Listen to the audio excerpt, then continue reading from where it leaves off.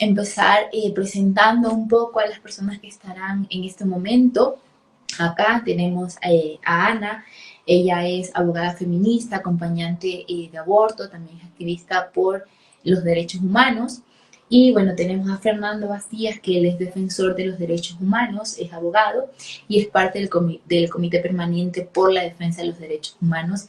En Guayaquil también forma parte de la Alianza por los Derechos Humanos y bueno, acompaña también a familias a la Alianza contra las Prisiones.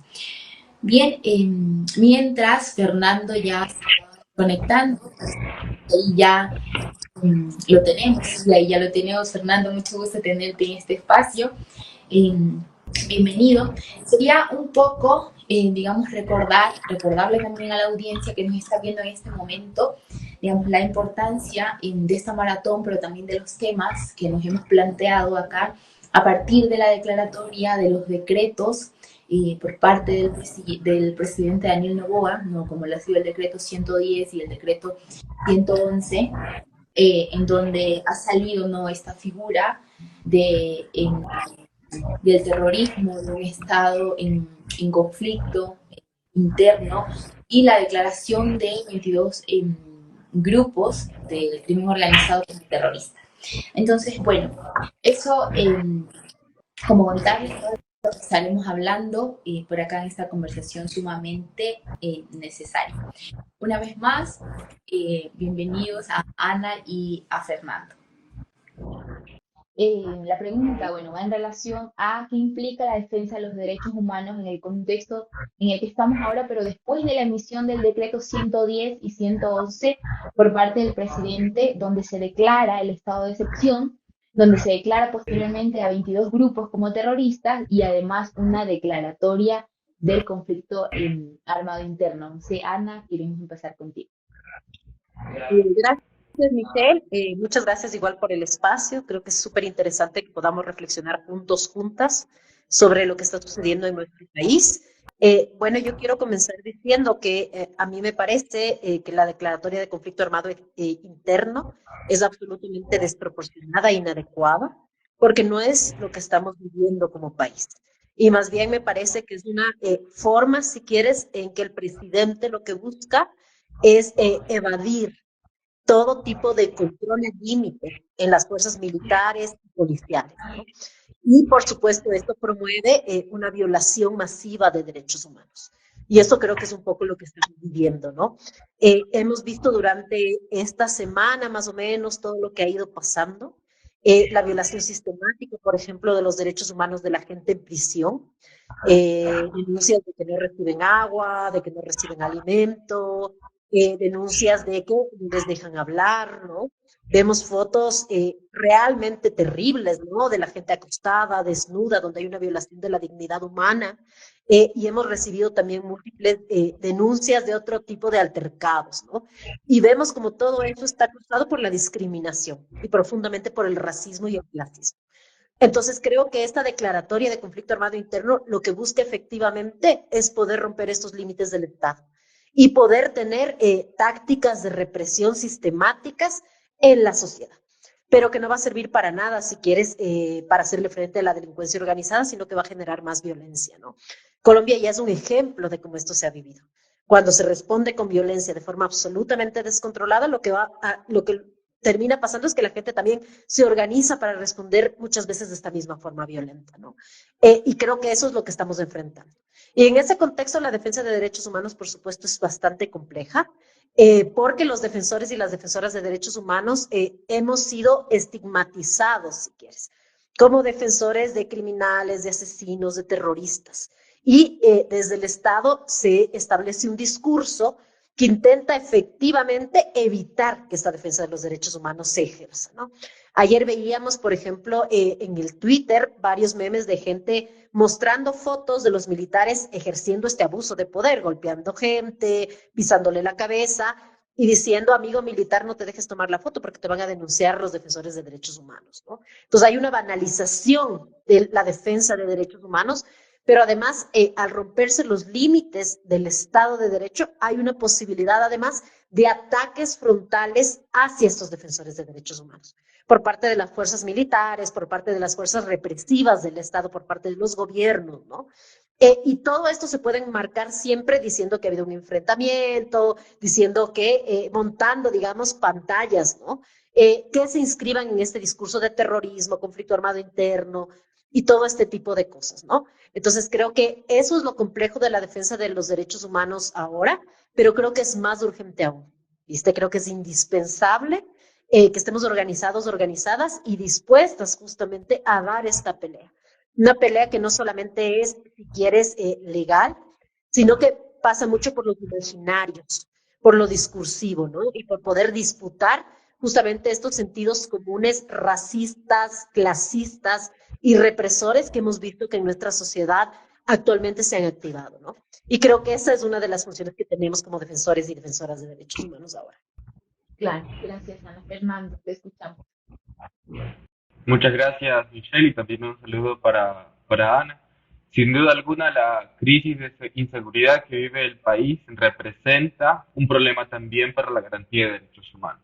Sin embargo, si me permite hacer una lectura cronológica crítica a propósito de los hechos que ha venido sufriendo en Ecuador. Desde el 2014, la Defensoría del Pueblo, a través del Mecanismo de Prevención contra la Tortura, comenzó a alertar sobre la presencia de bandas de crimen organizado fortalecidas dentro de los centros de privación de libertad, que podrían generar una especie de autonomía y una especie de gobernanza paralela al Estado. Sin embargo, no se hizo nada. En el 2019, organizaciones de derechos humanos comenzaron a alertar sobre muertes sospechosas, colectivas, dentro de los centros de privación de libertad y, por supuesto, una serie de extorsiones o amenazas que nacían dentro de las prisiones hacia las familias. Luego comenzamos a seguir alertando sobre masacres colectivas, hasta ahora más de 600 personas privadas de libertad. Alertaron organismos internacionales, alertaron también a organizaciones de la sociedad civil. Sin embargo, nadie aún se tomaba la situación en serio. Y es que la crisis de inseguridad inicia con la desprotección de las personas privadas de libertad. Permitir que se instaure una gobernanza paralela dentro de las prisiones que ponía en riesgo a otras personas privadas de libertad, a funcionarios públicos que trabajaban allí dentro y por supuesto a la sociedad civil en general, fue el inicio y se alertó. Sin embargo, no se tomó en serio y por supuesto esta gobernanza criminal dentro de las prisiones fue con complicidad de altos funcionarios públicos y justamente por eso se permaneció en la impunidad. Y cuando esa violencia se extrapoló ya fuera de las prisiones, comenzamos ya a querer a tomar decisiones, a tomar acciones. Y ahí hay como un segundo escenario y me permito identificar algunos elementos. Primero, sobre la escalada de la violencia. La escalada de la violencia a propósito de vacunas, de extorsiones, de sicariatos, que sí, por supuesto, representa un problema para los derechos de la población en general. Sin embargo, las decisiones que el Ejecutivo ha tomado no han sido de todo técnicas en cuanto al combate contra la criminalidad y por lo tanto también no han solucionado este problema, pero sí han generado las condiciones para que existan otro tipo de violaciones a derechos humanos, como las detenciones arbitrarias, ejecuciones extrajudiciales y todo lo que mencionó también Ana. Entonces, vemos medidas que por un lado no solucionan el problema de la criminalidad y son un discurso que representa graves violaciones a derechos humanos. E inicialmente la gente lo aceptaba e incluso lo pedía. Pedimos detenciones, pedimos ejecuciones, pedimos tratos crueles, inhumanos y degradantes. Sin embargo, hay ciertas, y lo hemos visto también en Guayaquil, ciertas zonas donde pedían militarización y pedían detenciones, ahora se están llevando a sus hijos, se están maltratando a sus familias que no tienen nada que ver con bandas de crimen organizado y están tomando también reflexión a propósito de eso. A propósito del decreto ejecutivo 111, no solamente porque no es técnico en el ámbito de usar esta figura tan importante dentro del derecho internacional humanitario, sino que también tiene algunos mensajes equivocados. Primero, el que a través de este decreto, por primera vez, las Fuerzas Armadas van a poder enfrentar la delincuencia del crimen organizado en todos sus factores. Eso es falso. En el gobierno del presidente Lazo, el Consejo de Seguridad del Estado ya declaró a las bandas de crimen organizado como grupos terroristas, que igual sigue siendo también una equivocación técnica, porque es distinto un crimen cometido por una banda del crimen organizado y otra por un grupo terrorista. Ahí también hay una equivocación técnica. Pero si es que lo que buscaban era que las Fuerzas Armadas salgan en las calles, eso podía pasar desde hace mucho. Y eso nos demuestra que este decreto ejecutivo solo tiene fines mediáticos y es grave porque necesitamos realmente medidas para el combate de la criminalidad. Necesitamos que se reduzcan las vacunas, necesitamos que se reduzca el reclutamiento forzado a niños, niñas, adolescentes, la esclavitud sexual que ocurre en las comunidades, se necesitan medidas para eso. Pero no se está tomando ninguna que ataque integralmente eso y más bien se vende mentiras, pero mentiras que crean graves violaciones a derechos humanos. Sí, muchísimas gracias, Fernando. Y aquí retomo, digamos, de algo que mencionaban incluso los dos, como de este fortalecimiento del crimen organizado que afecta a la población civil, pero digamos, dentro de la población civil hay grupos poblacionales que se ven más afectados, por ejemplo, niños, niñas y adolescentes, ¿no? Vemos la captación de infancias, de adolescencias por parte de estos grupos, pero que también responde a un abandono estatal en términos de inversión, por ejemplo, en términos de políticas públicas, ¿no? Territorios que han estado históricamente olvidados, hablamos de Esmeraldas, de Santo Domingo, de Guayaquil, y eso por mencionar unos pocos, y digamos, y también estamos hablando de problemas estructurales, ¿no? Que ahondan cada vez más en grandes desigualdades. Entonces, en ese sentido, considerando que para resolver esas problemáticas estructurales que son a largo plazo, no con proyectos a largo plazo, y que por el momento vemos cómo se va rompiendo el tejido comunitario, incluso el tejido identitario, podríamos decir, familiar, dentro de los espacios, como incluso los espacios recreativos, que eran para niños, niñas y adolescentes, también han sido de cierta manera cooptados. Entonces ahí preguntarles si hay alternativas inmediatas que podamos plantearnos en las que se respeten primero los derechos humanos y se pueda volver a tejer este tejido comunitario, valga la redundancia, o únicamente nos queda la militarización. Empezamos con Fernando. Ya, estaba anotando justo las ideas. Me parece que la militarización de la seguridad ciudadana es la última opción, ¿no? Recurrir directamente a la militarización de la seguridad ciudadana es un error técnico, pero lamentablemente es lo que han hecho los gobiernos en toda América Latina como propuesta frente a esta crisis de inseguridad, ¿no?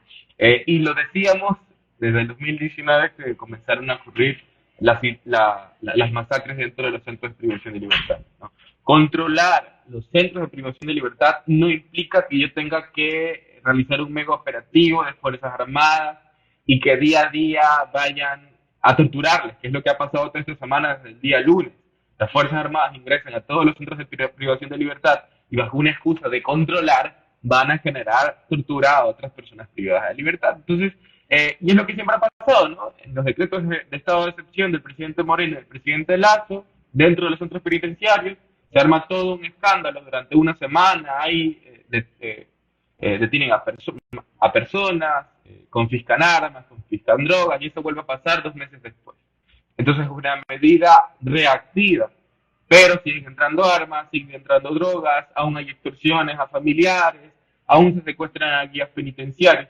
Entonces vemos que esas medidas reactivas punitivas no funcionan en lo absoluto. Entonces, medidas técnicas a propósito del control de los centros penitenciarios, dejar que ingresen drogas, dejar que ingresen armas y, por supuesto, cortar esa comunicación que permite que líderes de bandas criminales generen extorsiones a otras personas fuera y también a otras familias de personas privadas de libertad. Y, por supuesto, implica de que el Estado tenga el control. No puede ser posible que haya una persona que controla absolutamente todo un centro penitenciario bajo la permisividad del Estado. Lo segundo, que también tiene que ver con la recuperación fuera de las prisiones, son los espacios públicos, ¿no? esos espacios públicos que son el resultado de un abandono de una política estatal, los parques que deberían ser usados por los niños, niñas, adolescentes, entre otros, tienen que ser potenciados y tienen que ser recuperados, ¿no? Porque justamente eso también es una forma de prevenir el tema de la criminalidad y el involucramiento de niños, niñas, adolescentes. Y bueno, de ahí hay otras medidas de carácter estructural que donde se necesita política pública, pero imagínate si esa política pública se hubiera construido en 2019, ahora la situación hubiera sido distinta. Si la militarización hubiera sido la última opción para nuestros gobiernos y hubieran dejado de lado la situación mediática, no estaríamos en un 2024 con las cifras de muertos, con las cifras de niños, niñas, adolescentes asesinados en contextos de crimen organizado. Sí hay medidas concretas, medidas técnicas, medidas que responden a una política de seguridad, pero hasta la fecha no se han tomado, ¿no? Listo, Ana, vamos contigo. No te escuchamos. No, no. Yo. Ahí, ¿verdad? Sí, Me había cerrado el ahora micrófono sí. para no hacerle ruido a Nando y me olvidé. Disculpen, lo que decía es que yo pienso que efectivamente hay medidas técnicas distintas a la militarización. Estoy de acuerdo con Nando en que la militarización debería ser la última opción y a mi punto de ver no es una medida para nada efectiva, sino que es una forma, viste, de generar más violencia y de intentar además, si quieres, en este intento de contención de la violencia, es restringirla a determinados espacios sociales, ¿no? Que son generalmente los espacios también más vulnerables. Creo que hay que comenzar entendiendo que la delincuencia organizada implica participación de agentes estatales, ¿no? E implica además unas condiciones concretas para que se pueda dar. Y eso implica que si queremos cambiar, digamos, y queremos que esto deje de suceder, hay que atacar, si quieres, a los factores que causan esta delincuencia organizada. Yo creo que es fundamental, por ejemplo, pensar en cómo hacemos políticas públicas que de verdad promuevan la igualdad, no solamente discursiva, ¿me entiendes?, o legal, sino efectiva, ¿no? La igualdad material de la gente, ¿no? No es casual, por ejemplo, que la delincuencia organizada tenga estos procesos de reclutamiento forzado o no forzado, ¿me entiendes?, de los lugares más empobrecidos, que no tienen otras alternativas económicas, porque esto responde también a que la gente necesita sobrevivir y el Estado no está generando alternativas reales de sobrevivencia, ¿no?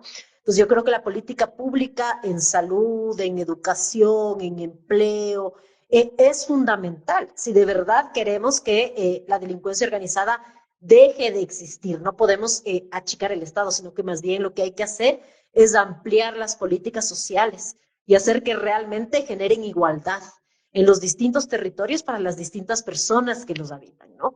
Creo que también es importante mirar que este gobierno, a partir de la violencia, no solamente que ejercen los militares, ¿no?, sino que se ejerce desde la delincuencia organizada, para mí es algo programado, ¿me entiendes? Es algo que no se quiso parar. No es que no se podía parar, no es que no se pueden tomar medidas, sino fue algo que vieron los distintos gobiernos y decidieron no actuar. Porque también puede ser una elección gobernada a partir del miedo, ¿me entiendes? Y generar este tipo de escenarios como el que nosotros tenemos ahora de conflicto armado interno, poco técnico, mal declarado, que les permitan efectivamente aprovecharse del miedo y del shock que generan en la gente para implementar medidas que en otros estados no serían posibles. Todo el tema, por ejemplo, efectivamente de lo que hemos visto, ¿no? De rebajas de impuestos para ellos, de intentar subir el IVA, las medidas económicas que se están imponiendo no son casuales. Y no es casual que se den ahora, ¿no? Esto, si quieres, es una forma de gobernar a partir del miedo, justamente para promover efectivamente que se pueda el Estado manejar de la forma como ellos quieren manejarlos. Y creo que eso es lo que no hay que olvidar, ¿no? Se ha visto muchos resultados en varios países del mundo de otro tipo de políticas. Por ejemplo, en materia carcelaria, está confirmado que que los centros de rehabilitación que más funcionan son los más pequeños, ¿viste? Son los que permiten efectivamente trabajar con la gente, ¿no? Que hay otro tipo de medidas distintas a la privación de la libertad, que pueden ser muy efectivas, por ejemplo, para la gente que ha cometido delitos relacionados con temas económicos, porque hay que reconocer que esto parte de una exclusión histórica, que además es un círculo, ¿no?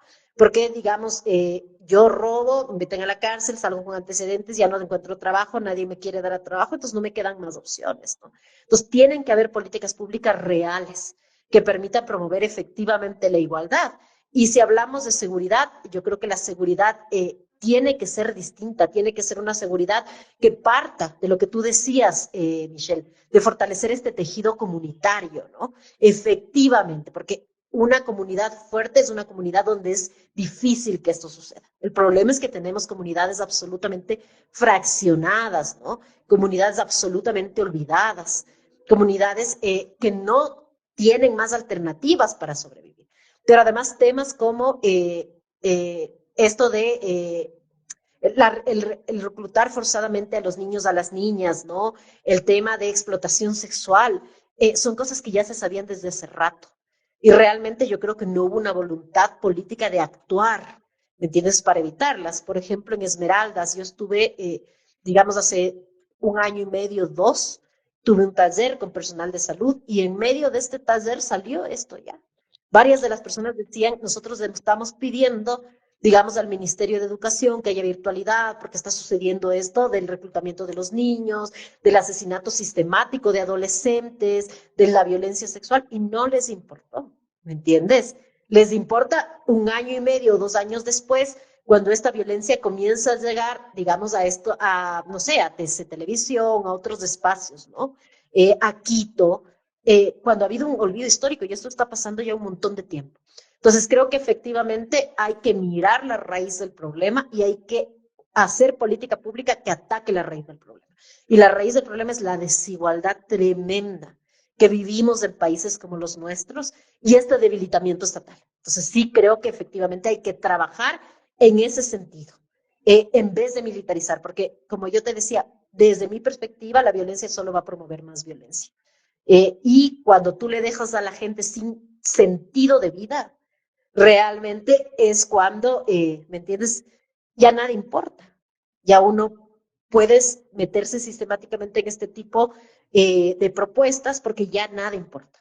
Entonces, es importante políticas públicas de igualdad, de educación que permitan efectivamente cambiar, digamos, estas formas estructurales y así promover más bienestar para todos, todas, todes.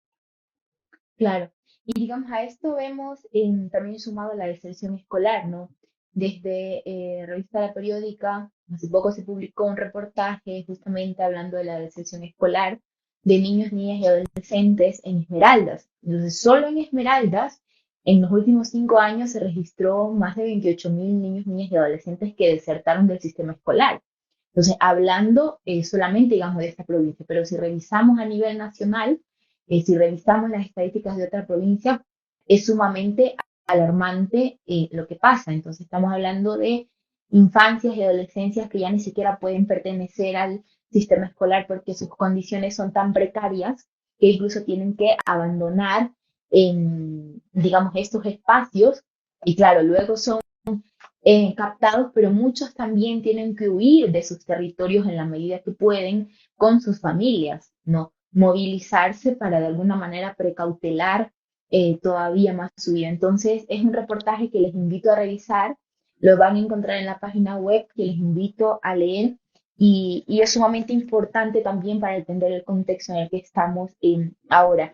Y si bien también hablan sobre las diversas vulneraciones de derechos que se dan incluso por parte de la fuerza pública después de la firma de estos decretos, y no encontramos cifras, digamos, de las vulneraciones de derechos que se presentan, pero por ejemplo nos han llegado en registros o personas que directamente nos cuentan lo que les ha pasado, por ejemplo, 2 jóvenes que se dirigían de Santo Domingo hasta Guinindé, fueron parados por los militares, fueron tratados de manera bastante violenta, fueron apuntados con rifles en la cabeza O sea, registraron todo lo que llevaban, aparte de la humillación de lo que fue. Y es lo que vemos incluso ahora en redes sociales, ¿no? Videos de cómo desnudan a los jóvenes, los graban, ¿no? Como esta manera de disciplinamiento a través de la vergüenza, ¿no? Y ahí dan muchísimos análisis para hacer, pero que al final es una vulneración de derechos. Y ahí preguntarle si la persecución a estos supuestos terroristas está direccionada a ciertos cuerpos o personas con características específicas, y si es así, ¿cuál es el riesgo de esto? No sé, quién empezará, Ana, Fernando. Eh, Bueno, puedo empezar yo para turnarnos una vez. Está bien. Yo creo que efectivamente sí. Como yo te decía, pienso que la declaratoria de conflicto armado interno tiene que ver justo con romper el límite del Estado y promover la persecución y la represión, digamos, como algo sistemático en la sociedad. Y por supuesto que se dirige contra cuerpos y contra personas específicas, que son generalmente las personas racializadas, empobrecidas, las personas con identidades sexogenéricas diversas, todo aquello, viste, que salga fuera de la construcción de ellos, de lo que está bien, ¿no? Y es una construcción absolutamente clasista, racista, sexista, viste, de esta diferencia, ¿no? Entonces yo creo que efectivamente la idea y lo que estamos mirando, porque es además...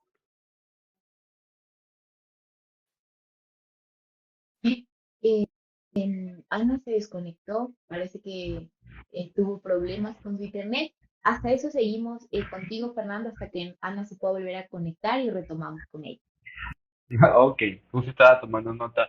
Eh, Seguramente en la misma línea como iba a mencionar Ana, una política de seguridad punitiva, mediática, sin ningún tipo de enfoque técnico, por supuesto, tiene también una mirada racista y patriarcal, ¿no? Y los cuerpos, la vida de la población vulnerable siempre es la más afectada en estos contextos de la lucha contra la delincuencia desde una visión más punitiva. Y tenemos ejemplos claros sobre la diferencia entre distintos operativos. Un operativo de detención de cientos de armas en un espacio como Cumbayá, o en un operativo donde ni siquiera hay una persona en específico a la cual tú quieres detener, como una zona en Vivienda en Guayaquil. Vivienda, una comunidad sumamente empobrecida, la cual también sufre día a día vulneración a derechos humanos como el tema de la vivienda digna, o el acceso al agua potable de calidad, y otra comunidad como Cumbayá, donde las condiciones económicas de las personas que viven allí son distintas. Entonces, los operativos policiales y militares son totalmente distintos. Por último, tú dices, yo entendería de que tú quieres romper el Estado de Derecho y vulnerar los estándares internacionales de derechos humanos y enviar a todo el mundo, a toda la fuerza pública que golpee y detenga a las personas sospechosas. Pero no haces lo mismo con todas las personas sospechosas.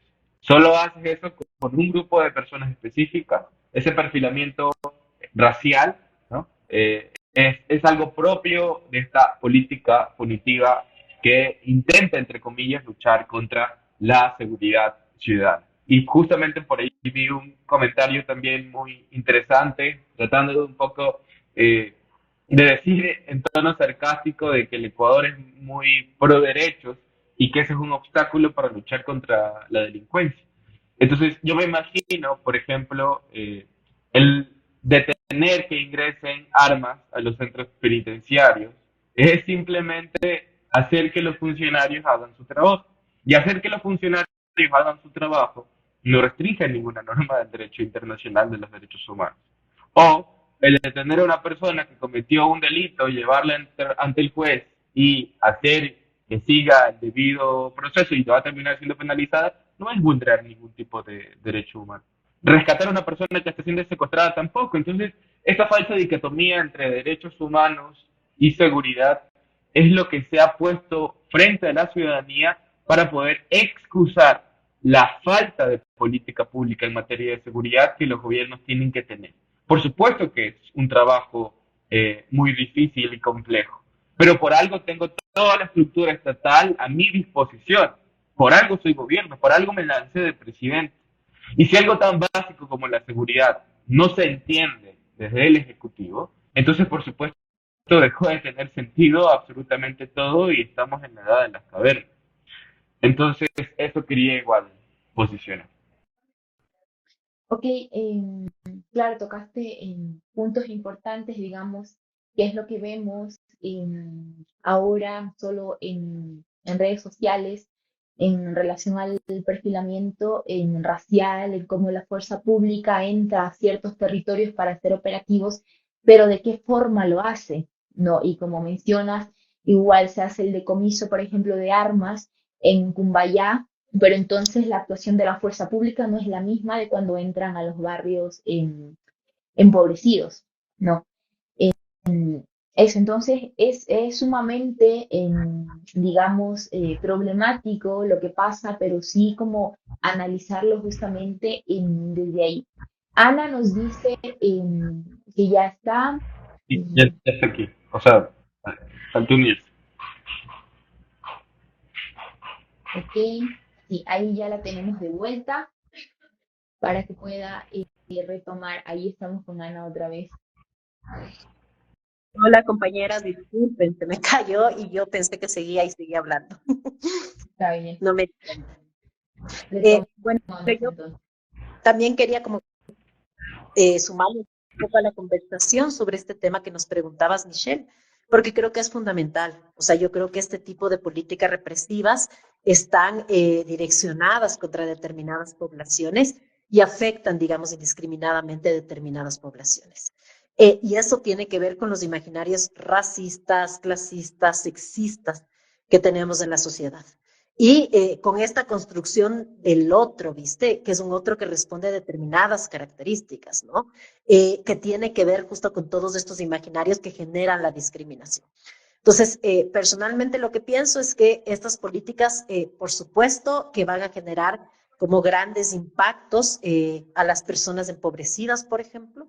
Ya vemos en los barrios populares la entrada de la policía, las requisas, vemos fotos de niños y niñas al lado, ¿no? De militares con armas y todo este impacto que genera, ¿me entiendes? Y yo te digo, yo no he visto esto en la González Suárez. Esto tiene que ver con un tema de clase muy claramente. Lo mismo en otras provincias. Vemos claramente que los barrios afectados, los barrios donde se hacen las requisas, los barrios donde se hacen las intervenciones son los barrios más populares. Y esto responde a una lógica claramente clasista.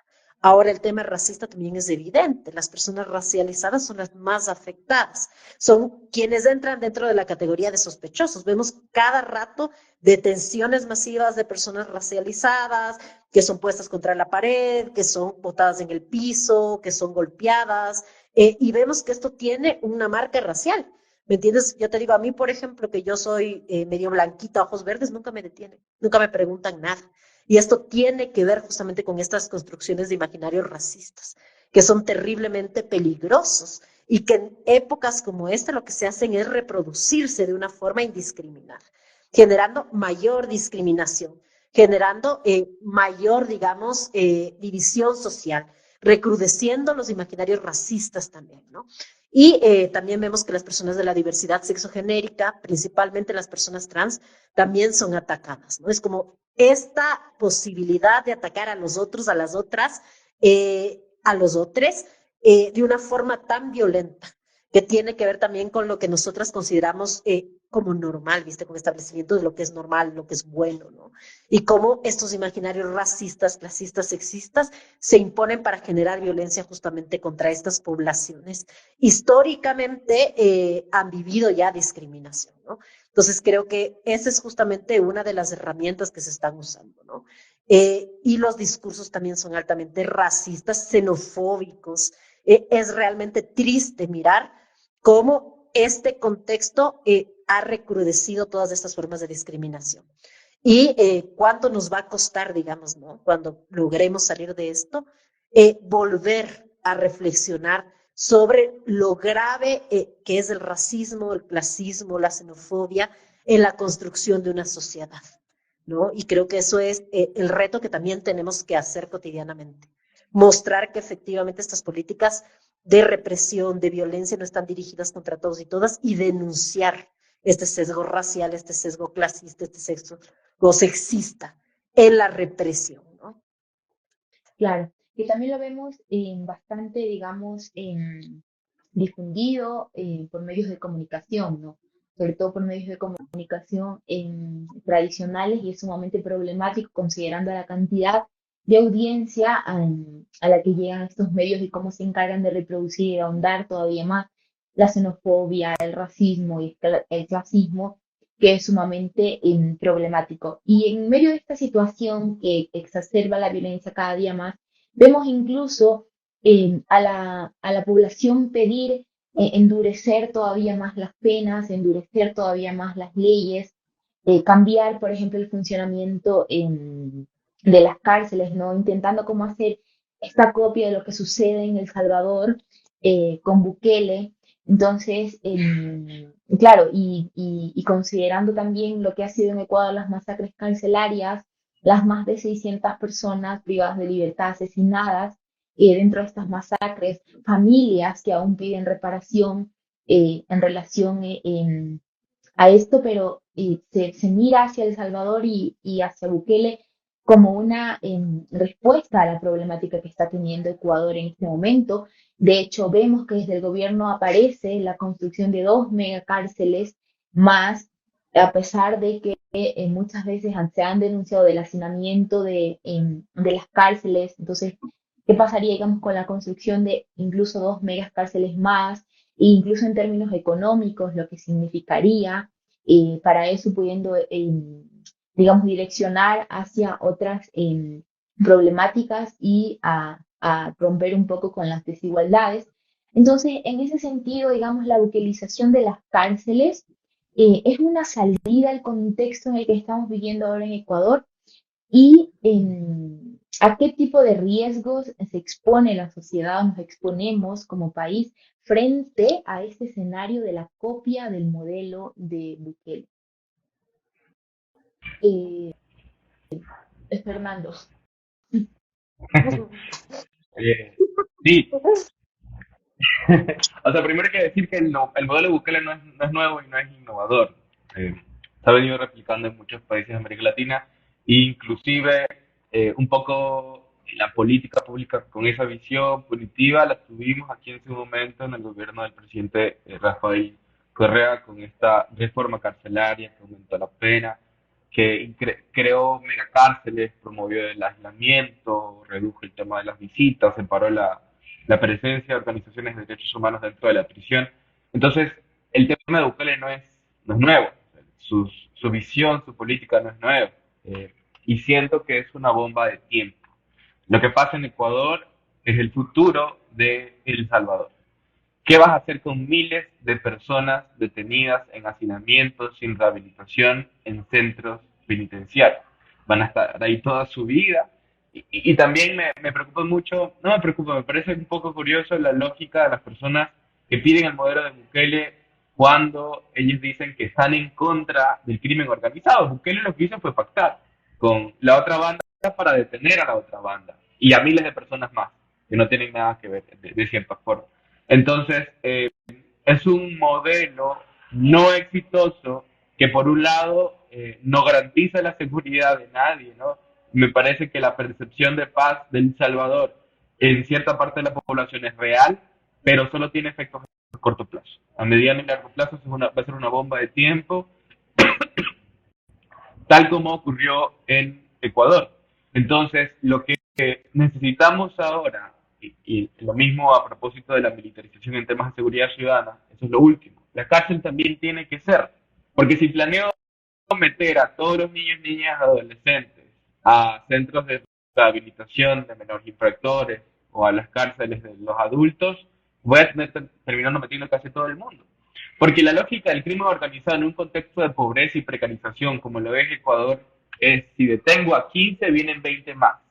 Si ejecuto extrajudicialmente a 2, van a ser reemplazados por 5 más. Porque la pobreza es la mano de obra del crimen organizado que lo sostiene el capital, lo sostiene el dinero que seguramente es manejado por alguna empresa, sea nacional o sea internacional. Entonces, ahí te vas dando cuenta, si analizas bien el panorama y diagnosticas la situación de inseguridad, que la cárcel, bueno, si bien es cierto, es un mecanismo más, pero no puedes venderlo como la única solución. Peor aún, si no tienes el control de los centros penitenciarios. Yo también tengo esa posición, que la cárcel tiene un problema grave estructuralmente. No rehabilita, no reinserta, no previene el delito, es inservible el centro penitenciario, ¿no? Pero lo tenemos, la Constitución le da ciertas finalidades, pero lo mínimo es tener el control de esos espacios, y es lo que no tenemos ahora. Entonces, querer detener, tenemos a más de 3.000 personas detenidas resultado del plan Fénix. ¿En dónde están? Los tienes en centros penitenciarios con hacinamiento y con presencia de bandas de crimen organizado que aún tienen el control, porque aún no nos ha demostrado lo contrario el presidente Daniel Noboa, de que todas las bandas, las 18, las 22 creo que mencionó, bandas del crimen organizado y quienes les financian y quienes se lucran, no van a volver a estar. Porque si pretendo eliminar el crimen organizado quitando un porcentaje de la mano de obra de ellos, va a ser inservible porque al día siguiente eso va a ser reemplazado, ¿no? Y eso ha sido un ejemplo desde el 2019. Las mismas recetas, las mismas decisiones, encarcelación, política punitiva, y la crisis está peor. Entonces, ¿qué pasa? La misma receta no ha funcionado y la misma receta de Bukele. Solamente que acá ya nos explotó en la cara. Bueno, yo también estoy de acuerdo con lo que dice Nando. Considero que el modelo Bukele no es un modelo nuevo, pero considero además que en Ecuador se está intentando imponer un modelo parecido al de Bukele en El Salvador, combinado con estrategias de lo que fue el Plan Cóndor. ¿Me entiendes? El tipo de represión que se está promoviendo en cárceles, prácticas como secuestrar a chicos de las casas y botarlos al río, ¿me entiendes? Ejecuciones extrajudiciales son prácticas que ya se usaron en los regímenes represivos acá, digamos, ¿no? En Latinoamérica y en el Caribe, y que nos han mostrado que efectivamente no tienen efectividad. El régimen Bukele se ve como una solución, una salida, porque es lo que nos quieren mostrar. Solo nos muestran determinadas formas, digamos, de cómo funciona el régimen de Bukele, porque lo que ha hecho es efectivamente generar determinados espacios seguros, digamos, en El Salvador, a costa de otros muchos espacios, ¿no? Yo hablaba con varias compañeras activistas allá en El Salvador también, porque constantemente estamos intercambiando. Y, por ejemplo, una maestra me contaba que ella vive en un pueblito cercano a San Salvador y que no hay ningún niño hombre mayor de 14 años en el colegio, todos están presos. Ese es el costo de un régimen como el de Bukele, ¿no? La criminalización sin medida, con juicios masivos de 90 personas, sin ninguna individualización, donde si te cogieron puedes ir preso. Tengo otra amiga, que es una cantante rapera, digamos, feminista, que tiene a su madre presa. Su madre vendía tortillas en el mercado y fue acusada de vender comida a, digamos, alguna de las maras. El tema es cómo si vendes comida puedes saber quién es quién, primero, ¿no? Y dos, cómo un régimen de criminalización así puede existir. Mi amiga no ve 2 años ya a su mamá, la única forma que sabe que está viva es cuando les va a dejar los útiles de aseo porque les cogen esos útiles de aseo, ¿no? Y lo que dice la gente igual en El Salvador es que en los barrios populares las maras siguen controlando todo. Lo que pasa es que determinados lugares centrales son los donde ya no se siente la violencia, ¿no? Y este tipo de regímenes, por supuesto, que son convenientes para seguir manteniendo las estructuras de crimen organizado y para seguir manteniendo determinadas estructuras de poder. Porque hay que sincerarnos también en decir que distintas prácticas, dependiendo del lugar en la sociedad donde tú estás, son consideradas o delincuenciales o simplemente de, digamos, efectos. Pongamos un ejemplo. El presidente Noboa acaba de él exonerarse de pago de impuestos. Eso a mi criterio es un robo, solamente que es un robo legal, ¿me entiendes? Si él lo hace a través de una ley que le exonera, entonces está bien, ¿me entienden? Mientras que si lo hace una persona pobre buscando comer, está mal. Y ese es justamente lo que hay que problematizar. ¿Cuál es, si quieres, el fundamento de este tipo de sistemas y si realmente pueden traer algo distinto para las sociedades y pueden construir una sociedad que realmente sea lo que deseamos, ¿no? Una sociedad equitativa, justa, ¿no? Creo que hay otros modelos que se podrían mirar. modelos que han mostrado ser eficaces. Por ejemplo, yo leía justo en una publicación que se llama Muros, que hicieron las compañeras de Mujeres de Frente con alguna otra gente alrededor justo del tema carcelario, de una estrategia en Estados Unidos que se basaba en permitir, por ejemplo, a las personas migrantes que trabajan de formas adecuadas, sin que haya explotación, con garantizarles derechos, con promover la educación, la salud, y cómo ese tipo de modelos realmente reducen, digamos, la criminalidad, porque la gente tiene opciones. El problema es que la gente no tiene opciones. El problema es que les llevas a un lugar donde ya no tiene nada que perder, ¿viste? Y entonces es ahí cuando no importa. Es ahí cuando tienes que sobrevivir de la manera en que puedas sobrevivir. Y creo que eso es justamente lo que hay que atacar. El modelo de Bukele es un modelo sumamente peligroso el uso de técnicas del Plan Cóndor para que han promovido desapariciones masivas es también muy peligroso. Y eso es lo que estamos viviendo en Ecuador. Por eso es que es importante que estemos despiertos, que estemos denunciando, que tengamos este tipo de espacios. Y sabemos también lo que decía Nando, ¿no? ¿Qué va a pasar después? Porque ahorita esta política represiva puede ser que las cosas un poco se pacifiquen y se calmen, ¿me entiendes? Pero no se la puede mantener todo el tiempo. Y eso va a volver a explotarnos. Por eso yo te decía, hay que ver la historia. Hay que ver, digamos, la guerra de los 30 días en Colombia, hay que ver muchos de estos momentos de implementación de políticas represivas y que lo que realmente van a producir son más violencia, porque no hay soluciones estructurales. Y sin soluciones reales y estructurales no se puede modificar la sociedad. Y eso me parece a mí que es lo que debemos nuevamente recordar, ¿no? Y Bukele me parece a mí que es muy famoso, respondiendo igual a una de las preguntas que ponían en el chat, porque lo publicitan mediáticamente, porque los medios nos venden lo que está bien, lo que está mal, lo que es adecuado y no, pero real, y porque no le dan, digamos, la voz a todos los sectores de El Salvador para que puedan hablar. Yo no sé si ustedes conocen El Salvador, pero El Salvador es, a mí, yo me quedé impactada, porque hay zonas que son como Miami, como Estados Unidos, uno llega así súper de lujo, y hay lugares sumamente empobrecidos, ¿no? Y eso es lo que da como resultado toda la violencia social también que existe, ¿no? Y creo que eso es justo lo que hay que reflexionar. ¿Qué tipo de sociedad queremos? ¿Me entiendes? Una sociedad que lo que haga, digamos, es encerrar, es marginalizar, digamos, todo esto que está sucediendo, o que lo solucione y realmente plantee cambios. Y yo creo que eso sí es posible, pero no con ese tipo de... Claro. Frente a lo que mencionan, ¿no? Y lo del régimen de Bukele, que sale mucho en el país por parte de la población, pero digamos, otra de las cosas que aparece también es, por ejemplo, que se vuelva a instalar un régimen similar a lo que fue de León Febres Cordero, ¿no? Incluso vemos en redes sociales las campañas que se pensaron, que empezaron alrededor de eso y que es sumamente problemático también, porque si regresamos a ver lo que fue en ese gobierno, las discusiones extrajudiciales, las vulneraciones de derechos que se dieron, las desapariciones, o sea, y de gente que resistió, por ejemplo, a lo que fue el gobierno de León Febres Cordero, ahí tenemos a muchas de las Cochinelli, por ejemplo, que estuvieron liderando la despenalización de la homosexualidad en Ecuador, pero también lo que eso significó para ellas y el haber estado en ese gobierno sumamente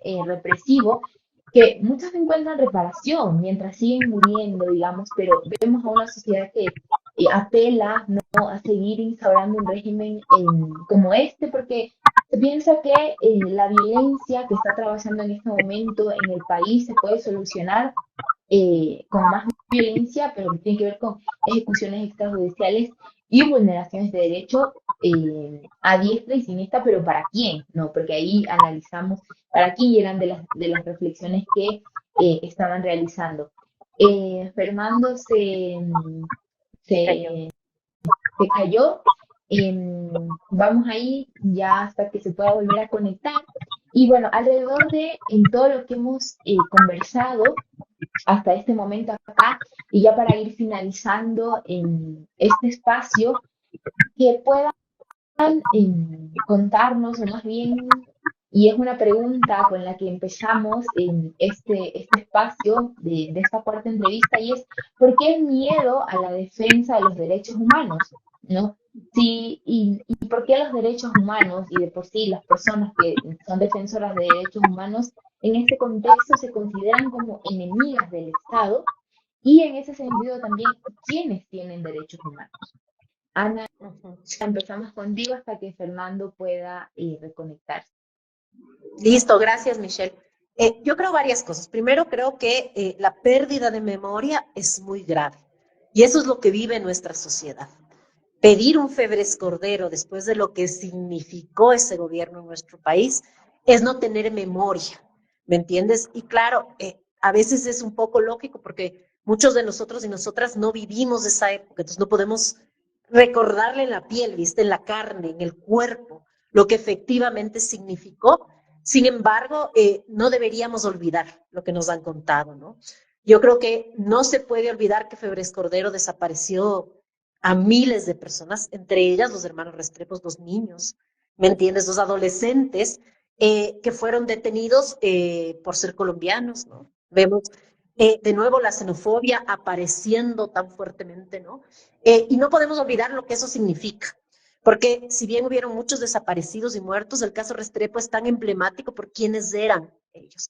Ellos eran hijos de unos empresarios colombianos, ¿viste? Que incluso en ese momento veían como positivo al gobierno. ¿Y por qué digo esto? Porque cuando hay violaciones masivas de derechos humanos, cualquiera de nosotros y nosotras y nosotres estamos en riesgo.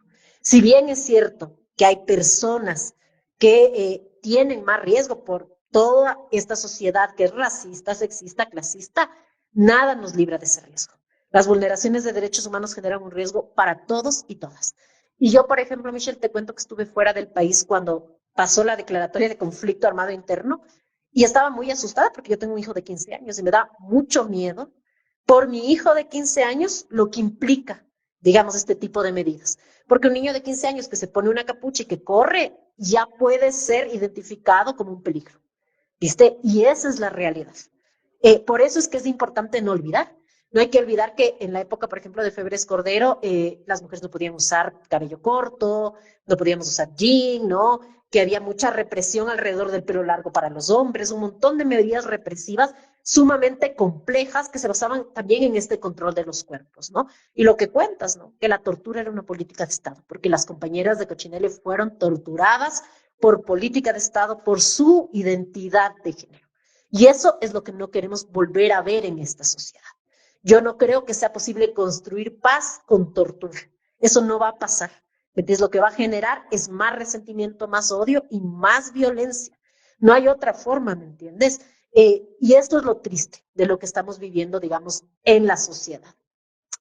Ahora, yo creo que, por supuesto, la gente está desesperada por la violencia que se vive, que sienten tan cerca por la delincuencia organizada, y eso hace que la gente reclame, digamos, esta violencia sistemática, ¿no? Sin tampoco poder mirar lo que realmente ha producido, porque olvidamos lo que te digo, porque no recordamos qué ha pasado cuando esto ya se ha hecho, porque no es una nueva estrategia.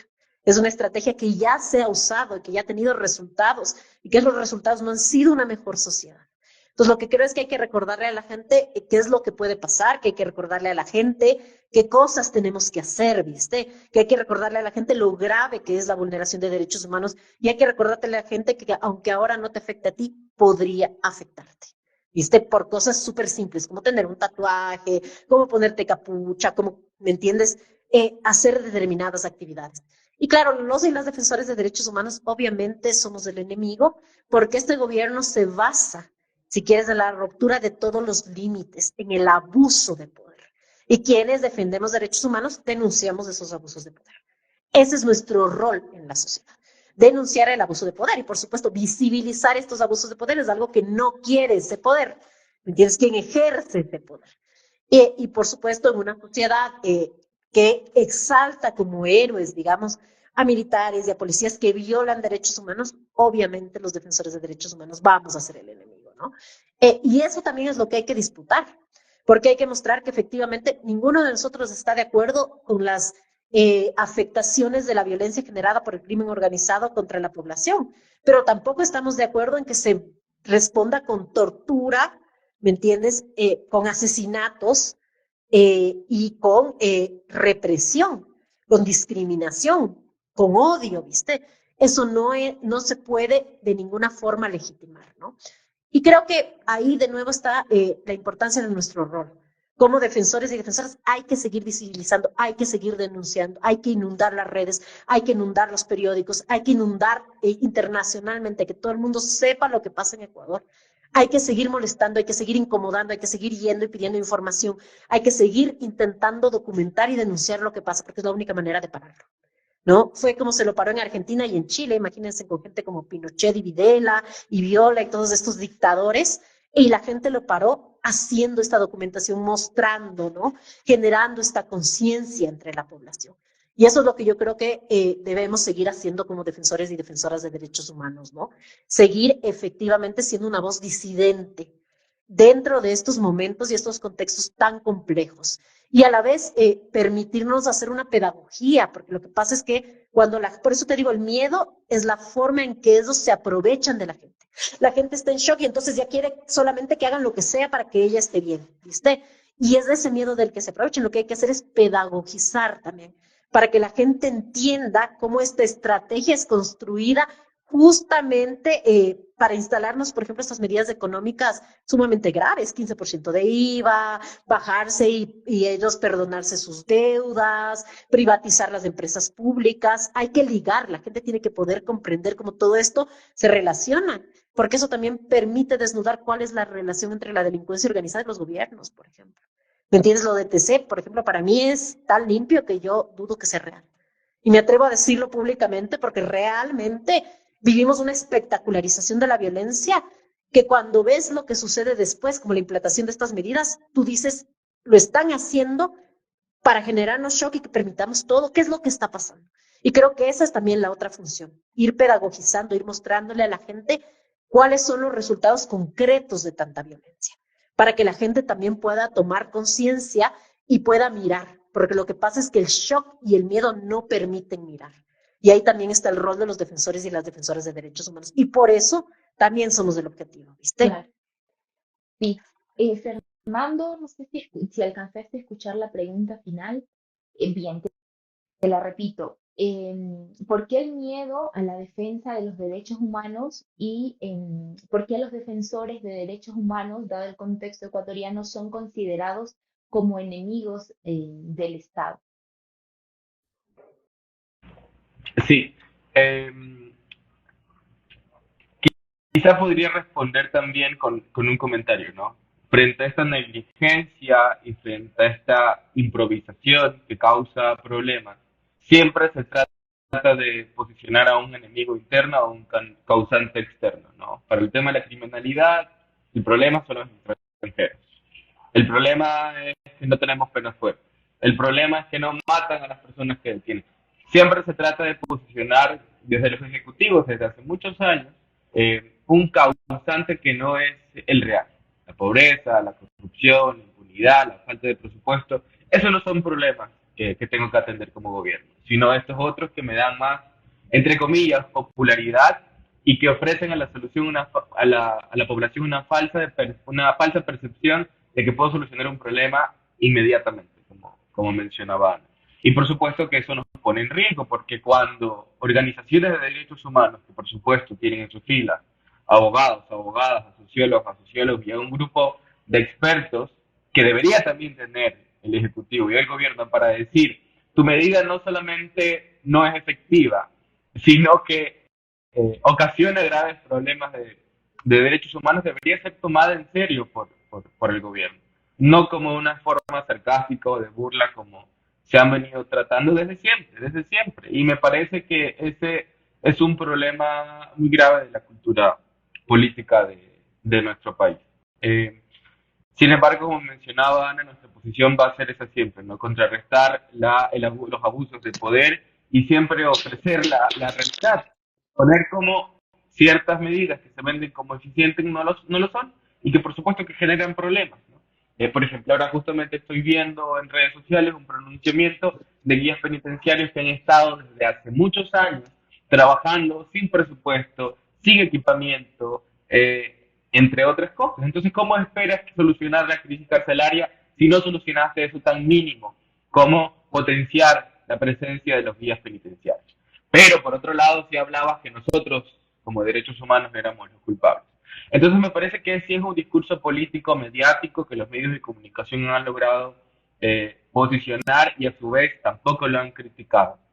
Y que en la población hace que hayan este tipo de conclusiones, que no me atrevo a responsabilizarlas tampoco. Yo vivo en un sector muy vulnerable, muy peligroso también, y escucho a mis vecinos y mis vecinas estar asustados por las vacunas, porque les secuestran al hijo, porque le asesinan al papá. Mis padres tienen profesiones muy expuestas al riesgo, por supuesto, y también vivo con ese miedo día a día. Entonces yo pienso en una persona común que tiene todos estos factores en su vida y mira hacia arriba al gobernante esperando soluciones y dice, el problema no soy yo, el problema son estos otros, los derechos humanos, los extranjeros, las Naciones Unidas. Muchos elementos que no tienen nada que ver con el problema real de la criminalidad. Y la gente se lo cree y me atrevo a decir que yo no quisiera responsabilizar mucho a esas ideas de la población en general porque es el resultado del miedo que se vive cada día. Y por supuesto que como decía Ana, hay que pedagogizar y gestionar toda esa serie de emociones y gestiones que existen. En Guayaquil tenemos un trabajo de años en formar personas defensoras de derechos humanos a nivel territorial. Y por supuesto que siempre te encuentras con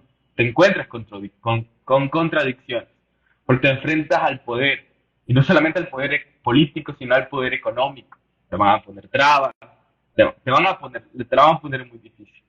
Y cuando se declaró el conflicto armado interno y veíamos fuerzas armadas por todos lados, nuestros defensores en territorio, por supuesto, que tenían miedo de mencionar la palabra de derechos humanos, porque ese discurso que se ha venido posicionando es que somos un obstáculo para que puedan hacer su trabajo.